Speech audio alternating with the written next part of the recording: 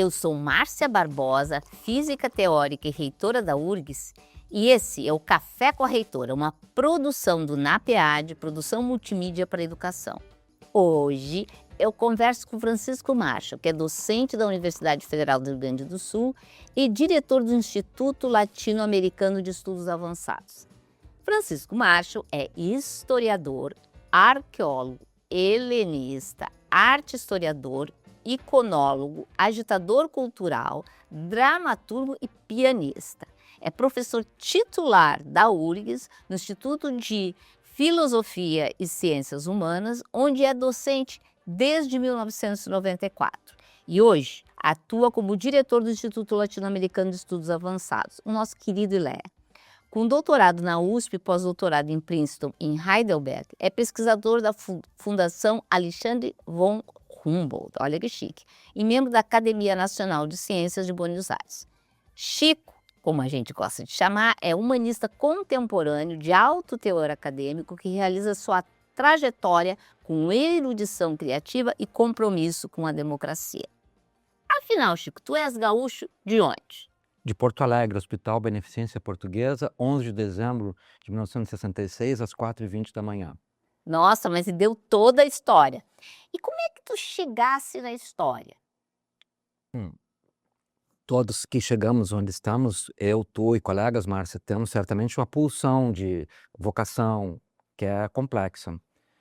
Parte disso sempre vem do quadro familiar. No meu ambiente, eu tinha um avô muito culto, muito erudito, em cuja biblioteca, cedo, encontrei um exemplar da Odisseia de Homero. Eu tinha 14, 15 anos por aí. E foi minha entrada nesse mundo fabuloso de uma potência de imagens do mundo, de conhecimentos, né, que me levou a estudar desde muito cedo essa longa saga de memória cultural e literatura, que é a poesia épica, desde o mundo antigo à atualidade, então li tudo. Igualmente o restante da cultura clássica, teatro, filosofia. Então, quando eu entrei na URGS, em 1974, já estava abastecido com um fundamento de humanismo muito forte. E também com uma decisão pelo fundamento histórico disso tudo, que é o mundo greco-romano, sobretudo a sociedade grega. E por que essa sociedade te encanta?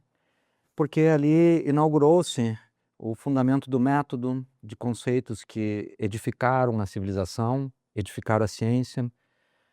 Foi um físico da tua área, Tales de Mileto, quem declarou um elemento empírico, το hydror, a água, como o fundamento do mundo, contra narrativas e blá blá blás e memoriais sobre agenciamento divino.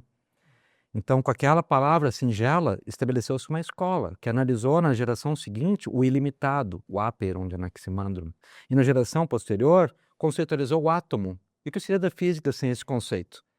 Então, com esse pequeno exemplo, tu vês o que ocorre em todos os demais campos. De modo que quem estuda essa cultura não adquire uma imagem do passado apenas, que já é bastante, né? Mas ele adquire um chaveiro que abre muitas passagens, umbrais, portais de toda a história da cultura, do conhecimento e da sociedade. No nosso caso, inclui-se também a luta pela democracia, né, minha querida? Quer dizer, o conceito, o que é a democracia, o que é esse ideal de qualidade de vida que vem daquele cenário. Então há muitas maneiras de justificar essa minha opção. Tá. E aí no teu doutorado, lá na USP, tu vais falar de saber, verdade e poder na tragédia Édipo Tirano de Sófocles. Por que essa tragédia? Édipo é a maior obra-prima da história da cultura. Rival para Toccata e Fuga de Bach, para Mona Lisa, rival com vantagens. Porque problematiza um tema central que está ligado às relações de poder, às relações familiares, à obtenção e evidenciamento do conhecimento, seja por via jurídica, por enquete. Esse estudo está examinado no momento em que o iluminismo grego, que é esse estágio muito avançado da filosofia, enfrentou os mitos e as relações sociais, as relações de poder herdadas pela polis no século V em Atenas.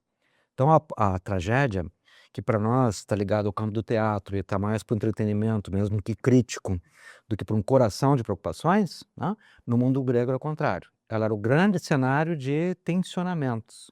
E esses tensionamentos estão em grau máximo nessa tragédia, que ademais é uma obra-prima do ponto de vista poético e artístico, sem rival. Qualidade das simbologias, da linguagem. Então, no meu doutorado, eu ingressei na USP, né? Saí da graduação, eu fui fazer o doutorado direto lá, convidado por eles, né? Eu pretendia examinar todas as tragédias do Sófocles, sobreviventes, que são 7. Optei pelo Édipo porque era suficiente para alimentar uma enquete sobre esse tema, saber-poder, que é um conceito de Michel Foucault e que examina soberania, um grau muito mais amplo do que instituições de poder.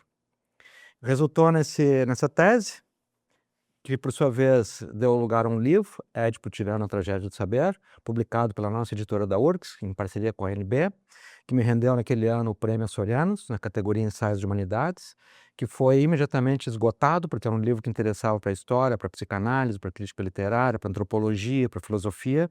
Se tornou um ícone, né? Me levou para inúmeros rincões como convidado, e que está sendo lançado agora, Márcia, no dia 27 de março, pela nossa editora da URGS, na sua versão digital e gratuita. Então, no Dia Mundial do Teatro, não sei se esse programa ocorre antes ou depois, mas enfim, faremos lá no Teatro São Pedro uma mesa, eu, Luciano Labarce, o dramaturgo e diretor do de São Pedro, Júlio Conte, psiquiatra e dramaturgo, Katrin Rosenfield, nossa egrécia, crítica literária, um pequeno grupo de teatro, Trupe da Ninfa, apresentando esse conteúdo que agora se torna amplamente democrático, né? Realização nossa também, da URGS. Então, o Édipo, Márcia, ele é uma fonte de potências que se renovam na história do conhecimento. E nisso, acrescento, pensemos o que significou esse mito, e não apenas o mito, a obra literária, a forma com que ele foi pensado por um autor genial, para a psicanálise de Freud. Todos sabem o que é o complexo de Édipo. O complexo de Édipo é a leitura desta obra de Sófocles e do que uma mulher disse nessa obra, que é Jocasta. Pensemos o que foi essa trama toda para a história da antropologia. Claude Lévi-Strauss, quando fundamenta o seu método de análise estrutural, usa como modelo exatamente essa narrativa complexa e rica. Logo, voltar a essa obra é uma espécie de dever do humanista. E a leitura sempre se renovará, porque muda a perspectiva, o corpo, a sensibilidade, a linguagem. O que a geração atual tem a dizer sobre o Édipo já é diferente do que eu disse 30 anos atrás, mas nós precisamos reiterar essa presença. É o dever do sábio, do historiador, do estudioso, não se contentar em, para si e para o seu meio, renovar paradigmas, mas também renovar a vitalidade do fundamento, renovar a força de algo que é potente para ser compartilhado. E tu achas que a força dessa obra, que foi teu doutorado, tá nessa quase transdisciplinaridade que ele envolve de pensar tantas coisas, né, pensar a psicanálise, embora ela nem existisse naquela época, de pensar essa leitura do tecido social daquela época e da política. É isso que ela é forte? Ela nos traz essa mistura meio perturbadora? Bom, como gênero, a tragédia envolvia a poesia muito sofisticada, herdeira da épica, da poesia erótica, lírica, da filosofia. Como forma de expressão, envolvia coreografia, figurinos, montagens, recursos especiais. Como assunto, envolvia a sociedade, sexualidade, condição humana, relações de poder, o outro. Então, ela era complexa por natureza. Mas, mais do que isso, ela tinha o vigor de ir à essência e de inquirir infatigavelmente, com grau máximo, o que tem que ser inquirido. No caso de Édipo, uma verdade traumática sobre a sua origem, sobre a sua progênie e sobre as relações sociais no mundo em que ele vivia. Então, nessa mesma tragédia, ele tem um embate com seu cunhado, Creonte, e o embate, na verdade, é sobre quem manda na cidade. Que é uma pergunta que a gente pode fazer sobre Porto Alegre hoje, por exemplo, né? Então, o cunhado o Édipo diz assim: Polis, ó Polis. E o interlocutor dele, naquele drama, um momento muito dramático, diz assim: Polis, mas polis de quem? Também minha. E a pergunta que nós nos fazemos, cidadãos de uma cidade usurpada por variadas potências que nem sempre são as melhores. Então, a tua pergunta, que já encaminha um tema nosso predileto, Márcia, porque é muito contemporâneo, é sobre a transdisciplinaridade, porque é um vocabulário da ciência atual. Claro, ela nos ajuda a avançar nesse território. Não estava lá, como não estava na ciência 30 anos atrás também. Não, é um termo e uma metodologia, uma epistemologia bem recente. Mas está ali o mesmo cenário de complexidade, que não é confusão. Complexidade é uma equação em que muitos fatores têm que ser levados em conta, eles cooperam entre si, eles se alimentam e eles produzem uma energia, um fenômeno de compreensão singular.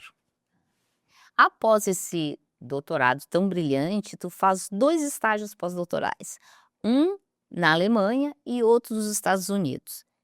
Que eram os assuntos nesses 2 momentos? Quando eu defendi o doutorado, em 96, eu organizava aqui na URGS, o cenário foi a usina do gasômetro, que teve lá, naquele momento, os 2 maiores eventos da sua história, que foi um simpósio internacional de história antiga e medieval, em que veio Peter Brown, que é para a historiografia o mesmo que Max Planck e Einstein são para a física. Ele criou uma nova área de estudos chamada Antiguidade Tardia, liderou maravilhosamente isso, e atendeu o nosso convite e veio para esse evento, para o qual trouxe também acervos arqueológicos de Israel, de São Paulo. Fiz uma mega exposição de arqueologia hebraica e mediterrânea, naquele evento lá. E o Peter Brown, naquele momento, pegou a minha tese, que eu havia recém-defendido, no dia 10 de abril de 96, e leu. Todos os dias que eu ia buscá-lo no hotel, o embaixador, ele estava folheando ainda a encadernação da tese, né? E fazendo alguns comentários muito preciosos, que acolhi para revisão e publicação. Quando chegou a Princeton, me mandou a carta que eu deveria moldurar e botar na minha parede do meu escritório. Professor Marshall, a sua tese estende as raias de interpretação dessa obra-prima muito além de uma erudição ordinária, mas expande nosso conhecimento, uma razão preciosa para vir e nos beneficiar. Olha que lindo! Para vir e beneficiar em Princeton, né? Obtive a bolsa CAPES, a Fulbright a complementou e lá vivi um ano precioso em Princeton, onde me ambientei no universo acadêmico americano, dei conferências no UCLA, na Columbia, em Princeton, lecionei, né, e avancei numa outra pesquisa complementar a essa, que eu formulei para essa finalidade, chamada A Defesa do Paganismo na Antiguidade Tardia. Porque a Antiguidade Tardia, que é o período que desde o surgimento histórico do cristianismo até a Idade Média, ele é tensionado pelo enfrentamento, né, de um modo de vida, de uma visão de mundo que podemos chamar pagão, e de uma nova forma de poder, que é o cristianismo. Eu examinei isso lá, e foi maravilhoso. Eu levei adiante, sigo com essa pesquisa até a atualidade, né, a gente não arquiva essas coisas, né.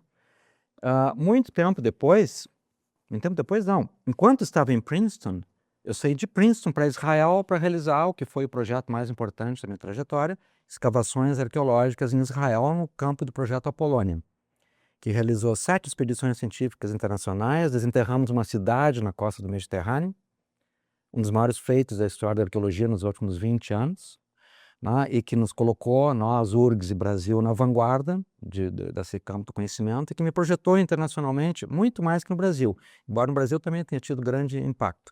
Então, a escavação que lá ocorria depois produziu o convite, vindo de Heidelberg, que eu fosse para lá atuar no Instituto de Arqueologia da mais antiga Universidade da Alemanha, fundada em 1386, e obtive para isso a Bolsa das Bolsas, que é a bolsa da Fundação Alexander von Humboldt, da qual nos tornamos sempre bolsistas vitalícios. Depois fui presidente do Clube Humboldt no Brasil, mantenho vínculo com essa fonte. E lá foi nesses assuntos, Márcia, agora já a arqueologia. E a minha arqueologia não é apenas para tirar da terra, é para converter em algo que comunique. E como é que tu faz isso? Como é que porque assim, eu entendo tirar da terra, olhar essa peça e tentar datar, como fazem os físicos, e dizer: "Isso é de 1000 tará". Como é que tu olha essa peça? Qual é o olhar que tu dá para uma peça arqueológica? Eu vou lá datar para dizer que quão velha é. E o que é que tu fazes com a peça? Bom, o acelerador de partículas aqui da física foi usado para examinar a morfologia das cerâmicas que eu trouxe de Israel. Então, a análise arqueológica, ela é multidisciplinar e ela evolui para interdisciplinar facilmente. Mas ela também tem elementos transversais, porque frequentemente os artefatos, como por exemplo as lamparinas que eram usadas cotidianamente, elas são também o suporte de imagens, e as imagens são um caminho complexo de signos e símbolos. O galo quer dizer galo, mas em algum cenário ele poderá significar o culto de Apolo. E em outro cenário poderá chegar ali um comportamento de alguém que quebrou aquela lamparina. Então minha pergunta será comportamental. O que levou alguém a mutilar um artefato funcional e remover dele a imagem, que é um fenômeno de iconoclastia, de destruição cultural da imagem. E nesse momento eu vou ter que abrir a minha enquete para um outro campo que não está no artefato, mas está no contexto, informado por outras fontes literárias, como a historiografia antiga, também arqueológicas, mas de outros cenários, para ver qual era a tensão cultural que neste caso era a emergência de uma cultura iconofóbica, com pavor das imagens, né? E de imposição social e política, que era o cristianismo. Então, num singelo artefato, eu consigo ver uma tensão histórica muito maior, porque eu consigo associar na análise caminhos, metodologias, vocabulários que se integram. E o ponto de partida era apenas uma lamparina mutilada. O que é o tesouro de Apolônia? É isso? É esse tesouro lá dentro, essa lamparina ou as outras lamparinas? O que tinha de tão vital nesse projeto que fez tantas missões? O Tesouro de Apolônia é o título com que a revista Galileu espetacularizou os achados da equipe brasileira, que era uma equipe complexa. Eu desde cedo chamei para esse projeto parcerias da USP, da Unicamp, da UFPEL, da FURG, que cooperaram, participaram, ajudaram a formar a equipe, a produzir conhecimento, a publicar, a difundir, a orientar teses, dissertações de teses, a realizar exposições, filmes, enfim, fazer um vulcão em erupção com o conhecimento ali produzido.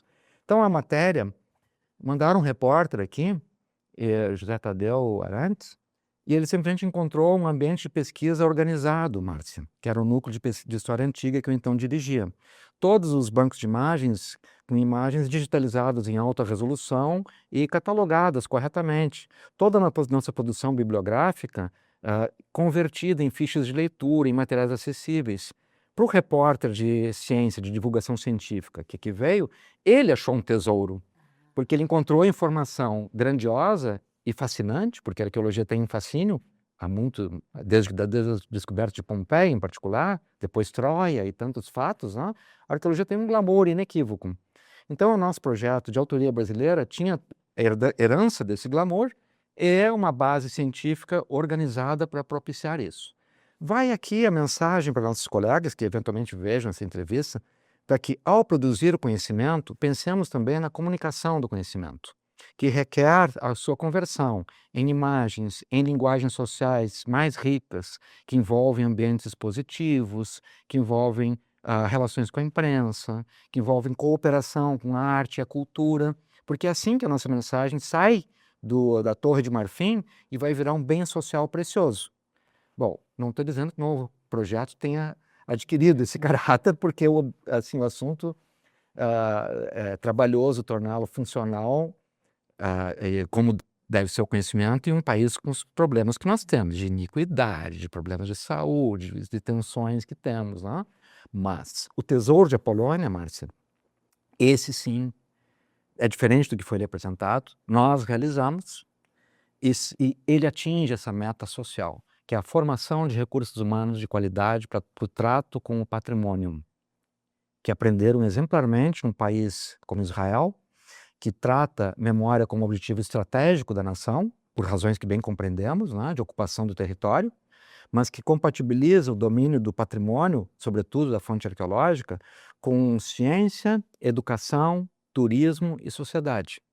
E faz aquele conhecimento lá a potência mais estratégica da nação. Claro, para as razões que lhes interessam. E cabe aqui uma nota, né? Razões que não nos interessam, tá? Que é promover um litígio que envergonha a humanidade e que envergonha a memória judaica, como que se vê hoje em Israel. E que não ocorria na época em que eu fiz esse projeto, né? Senão não teria feito o projeto também, teria feito outra coisa. Mas foi feito.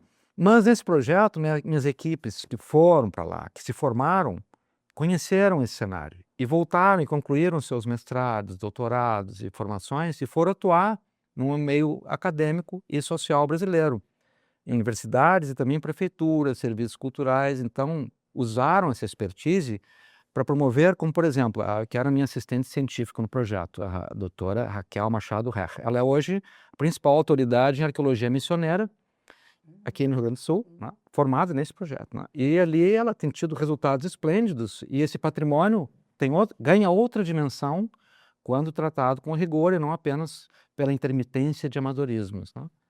Então eu diria que o tesouro de Apolônia, ao contrário do que supõe aquela capa da revista, né, os artefatos, as moedas de ouro que foram encontradas lá foram, de fato, um dos grandes achados de moedas de ouro foi feito naquele sítio, né? A gente não tem contato nenhum com essa riqueza pecuniária, mas a gente tem a vivência que tu tens na física, que nossos colegas todos têm na sua área, a certeza de que a nossa grande realização é a formação humana. é formar mentes críticas e criativas, que é o que nós fazemos na universidade. E dentro desse tecido, tu traz junto uma outra coisa que é a arte. Como é que tu traz para esse olhar de historiador, de pessoa que faz essa pesquisa, como é que tu traz as artes para dentro da tua vivência acadêmica? Bom, há 2 caminhos predominantes na minha formação e na minha expressão atual, sobretudo. O primeiro é da visualidade, porque, em 1997 eu ingressei no pós-graduação em artes visuais, no Instituto de Artes, herdeiro da cátedra de iconografia e iconologia, que era, do professor Armindo Trevisan. Isso me colocou diante de uma problemática que uma vez me trouxe ao Café com Ciência, teu convidado, né, para explicar o que é iconologia. Iconologia é a ciência das imagens. Entender como nós somos herdeiros de uma linhagem de memória, de informação, que é transmitida com uma genética da imagem. Disso trata a iconologia. E claro, isso se expressa na história da arte, mas se expressa na visualidade como um todo. Então, para dominar esse campo, todos os setores, todos os segmentos do humanismo e da história da arte são importantes, mas também a semiótica, a teoria da comunicação. Então, é uma visão da arte muito complexa, muito enriquecida e que tem como resultado compreendermos o poder da imagem. E nós vivemos em uma sociedade cada vez mais mobilizada pela imagem, como foi no mundo antigo, como foi na aurora da humanidade. O principal elemento de formação, de transmissão da memória, foi a imagem. Claro, isso para mim significou, ao longo da minha trajetória, desde meninote, compreender também a história da arte, a história da cultura, ler. Na época não tínhamos os recursos digitais que há hoje, então tínhamos que adquirir livros caríssimos, né? Tive que vender minha bicicleta para comprar os gênios da pintura, coisas que hoje são inimagináveis, né? Mas que eram um caminho necessário para adquirir informação. Com gênios da pintura eu fiquei me deleitando no meu escritório, no meu quarto escritório, jovenzote, para ver quem era Turner, Rafael, Paulo Cello, enfim. E isso, claro, cria um universo, um cosmos ampliado, onde nós nos situamos não apenas no mundo empírico, das relações sociais, de vida, familiares e tal, mas um mundo povoado por Shakespeare, por esses grandes autores com quem estabelecemos relações, né? Que não são esquizofrênicas, são o contrário disso. São relações que nos levam ao pensamento denso, profundo. Então, Márcia, eu realizei isso sim ao longo da minha trajetória e sigo realizando com fascínio, porque esse universo ele é inexaurível, sempre há mais o que aprender em diferentes acervos. Ele tem o seu grau de atualidade, embora eu estude a história da arte e tenha uma especial predileção pela arte renascentista, o que me fascina mesmo é a arte contemporânea. Bom, então esse campo para mim ele é muito denso, muito forte e significativo para compreender uma história da cultura e a sua atualidade na iconosfera em que vivemos. Tu mesmo és uma virtuose da iconosfera. A tua performance, que te levou muito adiante na comunicação científica, nos meios sociais, no Instagram sobretudo, é a performance de imagem, né? De energia. Tu tem uma energia carregada que vai e que junto transmite o que te interessa, que é uma ética contemporânea, a ciência atual. Mas sem a energia da imagem, não teríamos essa potência toda realizada. Bom, tem comunicação, tem outros fatores. O segundo campo da minha expressão com arte é a música, porque eu estudo música desde cedo, né? Herdeiro do piano do que foi da minha bisavó. Estudei sério o piano desde cedo, estudei também em algum momento violão, teoria musical, violino, mas optei pelo piano, que é meu companheiro de vida, sigo a minha trajetória. Poderia ter virado concertista em um certo momento, havia uma forte pressão para isso, mas optei por uma outra trajetória em que realizei essa trajetória como historiador, em que a música fosse preservada num outro grau de pureza e mantive ao longo dos anos a minha intimidade com a música e minha ascese, ou seja, o trabalho continuado de manter a leitura, o estudo, tocar Bach, tocar Chopin, Beethoven, Schumann, Grieg, Scriabin, Rachmaninoff, Handel, tocar isso tudo perpetuamente, estudar, mas eu fiz isso a vida toda, não apenas para repetir o que fizeram, mas para eu adquirir a linguagem que eles desenvolveram. Então, isso tudo, já há alguns anos, eu realizo com a minha expressão musical, autoral, que tem linguagem erudita, mas tem uma forma muito mais próxima do jazz atual, do jazz de Keith Jarrett, por exemplo, porque trata com liberdade a expressão musical. E foi isso que eu apresentei nesse dia 12 de março, né, começando a temporada cultural da nossa universidade, algo que simplesmente sacudiu o nosso centro cultural. Logo a TV URGS vai lançar uma edição daquela filmagem, infelizmente tu não estavas, né, tu estava numa formatura, mas estava o Pedro Costa, nosso vice-reitor, a Nádia também. Foi uma versão musical muito intensa, né, muito poderosa no piano, no nosso belo piano do Centro Cultural, da obra O Nascimento da Vênus, de Sandro Botticelli, que previamente eu contextualizei em tudo que permitisse a quem ali estava, sem ser especialista, entender por que ali é uma renovação da sexualidade, suprimida por séculos pelo cristianismo, porque ali há uma aurora da modernidade, porque ali a condição feminina é revisitada e reconstruída para a modernidade, porque a feminista que tu és hoje tem uma raiz lá no momento em que a mulher se alça no centro do universo, numa obra-prima como aquela. E a coreografia de Thaís Petzold, né, a nossa melhor dançarina no Rio Grande do Sul, disparadamente, deu aquilo uma intensidade, uma vida. Então veja, Márcia, isso não é uma música para botar no toca-discos, ouvir, é uma música para converter a memória e o conhecimento em uma potência viva e compartilhada. É isso que me interessa com a arte. Nossa, muito intenso, muito intenso. E o que que tu estás fazendo no Instituto Latino-Americano de Estudos Avançados? Bom, ali, premiado pelo convite que tu me fizeste, né, eu achei um cenário fascinante de desafios, inclui o que toda a nossa gestão está enfrentando, que é reconstruir, né? Houve um período mórbido, né, de sucateamento, de desmotivação na gestão anterior, no quadro político nacional, que foi igualmente desolador, e nós nos encontramos com um desafio de reanimar essa força que é a universidade, né? E o ILEA é parte disso tudo, então, no primeiro momento, foi o grande desafio ali, realmente, ah, primeiro preservar o que foi mantido, mas logo ampliar para que atinja novas finalidades, que são as finalidades máximas da universidade, né? Promover a renovação do conhecimento, ampliar a formação contemporânea e rigorosa e otimizar o impacto social. Isso hoje é realizado com um novo conceito, do qual já falamos, que se tornou agora a nossa sede cognitiva, metodológica, estratégica no ILEA, que é a transdisciplinaridade. O ILEA foi criado em 1994, gestão do nosso querido ex-reitor Elgio Trindade, ainda num espírito de interdisciplinaridade, que era o que se falava, né? Palavra que o Piaget criou para fazer um cerco metodológico mais amplo nas questões de aprendizagem e estruturas cognitivas, lá nos anos 50, e que a ciência adotou para se tornar um pouco mais complexa, tá? Mais rica, menos encastelada, menos segmentada. E esse conceito, claro, ele gerou o ILE, ele foi muito importante, ele se realizou no programa acadêmico do Instituto por muito tempo, mas nós podemos mais. E esse poder mais significa transcender com as questões que animam o diálogo, integrar nelas as questões ambientais, que são cada vez mais veementes, exigentes de todos nós e que colocam em pauta não apenas o que a ecologia, as biociências, as geociências têm a dizer, mas também o que as populações indígenas, as áreas afetadas da cidade têm a declarar no seu modo de vida. Então exigem um esforço de interação social muito rico e de novas pautas de pesquisa. E que incluem também, portanto, criar cenários de diálogo. Lembras como foi o primeiro evento que lá realizamos? Foi exatamente isso, né? E deu origem ao movimento que está sendo agora levado adiante, né? Precisamos levar muito adiante, né? Uma visão contemporânea das tensões ambientais, climáticas, né? O segundo ponto central, que é o mais desafiador, é encontrar entre os colegas e promover com eles e com estudantes e equipes com motivação criativa, encontrar as linguagens atuais que permitam esse conhecimento transbordar, se tornar epidêmico e mais, ser um fenômeno de comunicação, que não é apenas emissão, é diálogo, é ida, é fluxo.